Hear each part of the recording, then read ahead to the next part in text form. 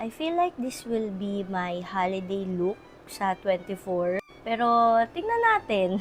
Pero I really like it, 'di ba? Ang kulang na lang natin dito is yung ating lippy. By the way, si Bia, ito siya, it's a Korean brand. Meron siyang pa-sale ngayong 12/12. And kapag bumili ka ng isang lip tint, meron kang dalawang makukuha na 2 mini lip tints like this. It's so cute! Ang liit-liit! Sa totoo lang, kahit ang liit niya, ang elegant niya tingnan. Ito yung swatch nung classic. Ayan siya. It's really a water tint. And this one is perfect for everyday.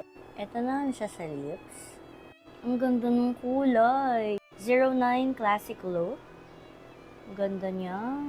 Medyo nag-blend naman siya dun sa dark lining ng lips ko. Remove na natin siya.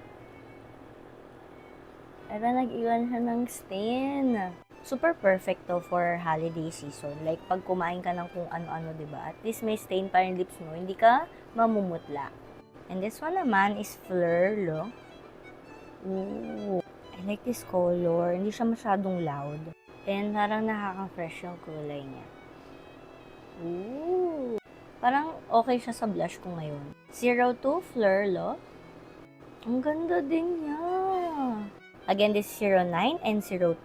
Sakto meron din silang TikTok shop. So, ayan, wag niyong kalimutan. 12/12, meron silang buy one and get two mini lip tints. Ang juicy tingnan ng lips ko, and sa ngayon since dry lips girly ako, wala akong nafe-feel sa kanya na parang drying sa lips. Ang ganda talaga, ang healthy niya tingnan. Ba't ganun?